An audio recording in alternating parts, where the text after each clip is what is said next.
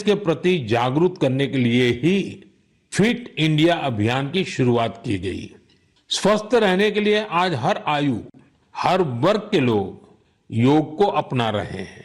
लोग अपनी थाली में अब सुपर फूड मिलेट्स यानी श्री अन्न को जगह देने लगे हैं।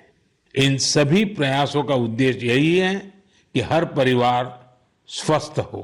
साथियों, हमारा परिवार, हमारा समाज और हमारा देश और इन सबका भविष्य हमारे बच्चों की सेहत पर निर्भर है और बच्चों की अच्छी सेहत के लिए जरूरी है कि उन्हें सही पोषण मिलता रहे। बच्चों का न्यूट्रिशन देश की प्राथमिकता है। वैसे तो उनके पोषण पर पूरे साल हमारा ध्यान रहता है, लेकिन एक महीना देश इस पर विशेष फोकस करता है। इसके लिए हर साल 1 सितंबर से 30 सितंबर के बीच पोषण माह मनाया जाता है। पोषण को लेकर लोगों को जागरूक बनाने के लिए पोषण मेला, एनीमिया शिविर, नवजात शिशुओं के घर की विजिट, सेमिनार, वेबिनार जैसे कई तरीके अपनाए जाते हैं। कितनी ही जगहों पर आंगनवाड़ी के तहत मदर एंड चाइल्ड कमेटी की स्थापना भी की गई है। ये कमेटी कुपोषित बच्चों, गर्भवती महिलाओं और नवजात शिशुओं की माताओं को ट्रैक करती है। उन्हें लगातार मॉनिटर किया जाता है और उनके पोषण की व्यवस्था की जाती है। पिछले वर्ष पोषण अभियान को नई शिक्षा नीति से भी जोड़ा गया है। पोषण भी, पढ़ाई भी। इस अभियान के द्वारा बच्चों के संतुलित विकास पर फोकस किया गया है। आपको भी अपने क्षेत्र में पोषण के प्रति जागरूकता वाले अभियान से जरूर जुड़ना चाहिए। आपके एक छोटे से प्रयास से कुपोषण के खिलाफ इस लड़ाई में बहुत मदद मिलेगी। मेरे प्यारे देशवासियों, इस बार की मन की बात में इतना ही। मन की बात में आपसे बात करके मुझे हमेशा बहुत अच्छा लगता है।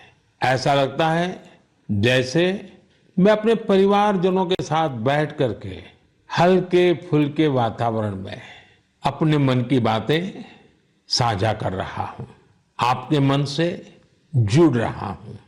आपके फीडबैक, आपके सुझाव मेरे लिए बहुत ही मूल्यवान है। कुछ ही दिनों में अनेक त्योहार आने वाले हैं। मैं आप सभी को उनकी ढेर सारी शुभकामनाएं देता हूं। जन्माष्टमी का त्योहार भी है। अगले महीने शुरुआत में ही गणेश चतुर्थी का भी पर्व है। ओणम का त्योहार भी करीब है। मिलाद उन नबी की भी बधाई देता हूं। साथियों, इस महीने 29 तारीख को तेलुगु भाषा दिवस भी है। यह सचमुच बहुत ही अद्भुत भाषा है। मैं दुनिया भर के सभी तेलुगु भाषियों को तेलुगु भाषा दिवस की शुभकामनाएं देता हूं। प्रपंच व्याप्तंगा उन्न तेलुगु वारिकी तेलुगु भाषा दिनोत्सव शुभाकांक्षलु। साथियों, मैं आप सभी से बारिश के इस मौसम में सावधानी बरतने के साथ ही कैच द रेन मूवमेंट का हिस्सा बनने का भी आग्रह दोहराऊंगा। मैं आप सभी को एक पेड़ मां के नाम अभियान की याद दिलाना चाहूंगा। ज्यादा से ज्यादा पेड़ लगाएं और दूसरों से भी इसका आग्रह करें। आने वाले दिनों में पेरिस में पैरालंपिक्स शुरू हो रहे हैं। हमारे दिव्यांग भाई बहन वहां पहुंचे हैं। 140 करोड़ भारतीय अपने एथलीट और खिलाड़ियों को चीयर कर रहे हैं। आप भी #cheer4Bharat के साथ अपने खिलाड़ियों को प्रोत्साहन दीजिए। अगले महीने हम एक बार फिर जुड़ेंगे और बहुत सारे विषयों पर चर्चा करेंगे। तब तक के लिए मुझे विदा दीजिए। बहुत बहुत धन्यवाद। नमस्कार।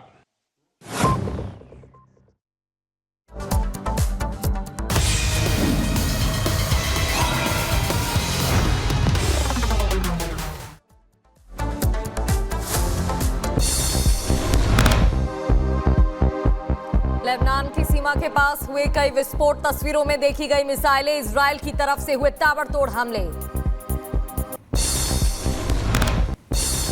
हिजबुल्लाह ने इजरायली शहर एकर में किया हमला, हमले में एक घर को नुकसान पहुंचा है। इजराइल ने हिजबुल्लाह की तरफ से दागे कई रॉकेट को नष्ट कर दिया, दोनों ही तरफ से तेज घातक हमले। इजराइल में नागरिकों पर लॉन्च किए गए रॉकेट को आईडीएफ ने तबाह किया है, हिजबुल्लाह की तरफ से दागे गए थे रॉकेट्स। इजराइल पर हमले को लेकर हिजबुल्लाह का बयान, इजराइल पर 300 से ज्यादा दागे गए रॉकेट, 11 मिलिट्री ठिकानों को बनाया निशाना। हिजबुल्लाह ने इजराइल पर अटैक किया है, लेबनान की सीमा की तरफ से दागे गए हैं रॉकेट्स और मिसाइल्स और रॉकेट से ताबड़तोड़ फायर किया गया। इजरायली एयरक्राफ्ट ने हिजबुल्लाह के हमले को नाकाम किया, तस्वीरें सामने आई। इजराइल में रेस्क्यू के लिए भेजे गए हेलीकॉप्टर्स, उत्तरी इलाके में घायलों को निकालने का काम जारी है। रॉकेट हमले में कई लोगों के घायल होने की खबर है। हिजबुल्लाह के हमले को लेकर सूत्रों का दावा है कि 6000 रॉकेट्स दागने की तैयारी है। इजराइल पर हजारों रॉकेट होने थे फायर। इजरायली मीडिया के हवाले से खबर, अभी और हमले कर सकता है हिजबुल्लाह। इजराइल पर हमले के लिए 1000 रॉकेट्स तैयार किए गए हैं। हिजबुल्लाह के हमले के बाद अलर्ट पर है अमेरिका। बाइडेन ने सेना को हालात पर नजर रखने को कहा है। रूसी सेना ने दक्षिण डोनेट्स्क में यूक्रेनी सेना पर रॉकेट अटैक किया है। ग्रेड MLRS से ताबड़तोड़ अटैक किया। अटैक की लाइव तस्वीरें भी सामने आई। खुसर क्षेत्र में रूसी सेना ने हमले किए, कई बख्तरबंद वाहनों को नष्ट कर दिया, कई इमारतों को भी निशाना बनाया गया। कुरुक्षेत्र में रूसी हेलीकॉप्टर ने मचाई तबाही, फ्यूजन शक्ति और हार्डवेयर पर हमला किया है। हिजबुल्लाह ने लेबनान से इजराइल पर रॉकेट अटैक किया, इजरायली डिफेंस सिस्टम ने नष्ट कर दिया। लेबनान में हिजबुल्लाह के ठिकानों पर इजरायली सेना लगातार हमले कर रही है। बड़े पैमाने पर रॉकेट्स और ड्रोन हमले शुरू करने की तैयारी है। अमेरिका पे बड़ा हादसा, भीषण आग लग गई, 3.5 लाख से अधिक एकड़ भूमि जल गई। भारत और श्रीलंका के बीच जारी मित्र शक्ति अभ्यास का समापन हो गया है। अभ्यास के दौरान रक्षा सहयोग और आपसी विश्वास को दर्शाया गया। उत्तर प्रदेश के सोनभद्र में जान जोखिम में डालकर स्कूल जा रहे हैं छात्र और वीडियो सोशल मीडिया पर वायरल। अजमेर में लगातार बारिश ने लोगों की बढ़ाई परेशानी। भारी बारिश के बाद अजमेर के इलाकों की ड्रोन तस्वीरें अब सामने आ गई हैं। राजस्थान के धौलपुर में जलस्तर बढ़ने पर खोले गए पर्वतीय बांध को गेट खोल दिए गए हैं और लोगों को अलर्ट पर रखा गया है। वहीं आपको बताएं कि आतंकवादियों की पहचान हो गई है। जम्मू में रियाज अहमद बताया जा रहा है नाम, श्रीनगर का बताया जा रहा है निवासी, जिसे मौत के घाट उतार दिया गया है। दिल्ली के तिलक नगर में पुलिस ने बड़ी कार्रवाई की, नंदू गैंग के बदमाश को गिरफ्तार कर लिया। पकड़े गए बदमाश पर मिठाई शॉप पर फायरिंग का आरोप। उत्तर प्रदेश के बुलंदशहर में प्रॉपर्टी डीलर की गोली मारकर हत्या, जमीन विवाद में हत्या का जताया जा रहा है शक। मामले की जांच में जुटी पुलिस।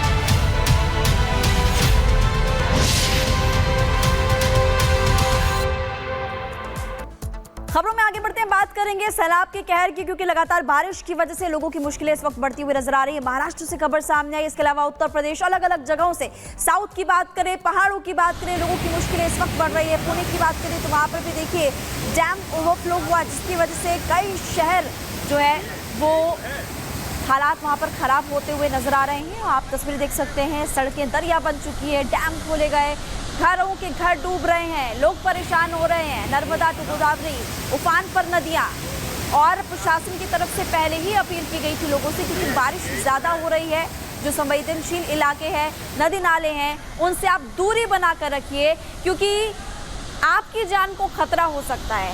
ये देखिए आप तस्वीरें, बारिश बाढ़ से हालात बहुत खराब हो गए हैं। और देखिए प्रधानमंत्री मोदी की तरफ से भी मन की बात की जा रही थी, उससे पहले भी उन्होंने यही कहा कि बारिश बाढ़ की वजह से आप खुद की जान को खतरे में ना डालें, संवेदनशील इलाकों से आप दूरी बनाकर रखिए। आप ही अभी प्रधानमंत्री मोदी ने भी यही कहा। और अब आप तस्वीरें देख सकते हैं, नासिक में सैलाब का सितम लगातार जारी, अलग अलग जगहों से तस्वीरें आती हैं। और चलिए आगे बढ़ते, बात महाराष्ट्र की करते हैं, जहां पर नासिक में लगातार नदियों का जलस्तर बढ़ रहा है। भारी बारिश के चलते जलस्तर बढ़ रहा है और ऐसे में कई मंदिर, कई मकान आधे से ज्यादा डूब गए। इसी से जुड़ी 1 मिनट की रिपोर्ट आपको दिखाते हैं। देश में आसमान आफत कहर बनकर टूट रही है। ऐसे ही हालात महाराष्ट्र के नासिक में देखने को मिले हैं। वहां मूसलाधार बारिश से गोदावरी नदी ने रौद्र रूप ले लिया, जिसकी वजह से कई मंदिर आधे से ज्यादा नदी में समा गए, जबकि घाट पूरी तरह से जलमग्न हो गए। गोदावरी नदी के लहरों को देखकर वहां मौजूद लोग खौफ से भर गए, क्योंकि नदी का सैलाब सब कुछ अपने साथ बहा ले जाने के लिए आमादा था। तेज बहाव की वजह से लोगों का मंदिर तक पहुंचना भी मुश्किल हो गया। मंदिर और घाटों पर पानी भरने से लोगों को वहां न जाने की सलाह दी गई। ऐसे ही हालात नासिक के रिहायशी इलाकों में देखने को मिले। वहां भारी बारिश से सड़कों और चौराहों पर पानी भर गया, जिससे गाड़ियों की रफ्तार धीमी पड़ गई। यही नहीं, जलभराव की वजह से लोगों को आने जाने में काफी दिक्कतों का सामना करना पड़ा। Bureau report, Republic Bharat.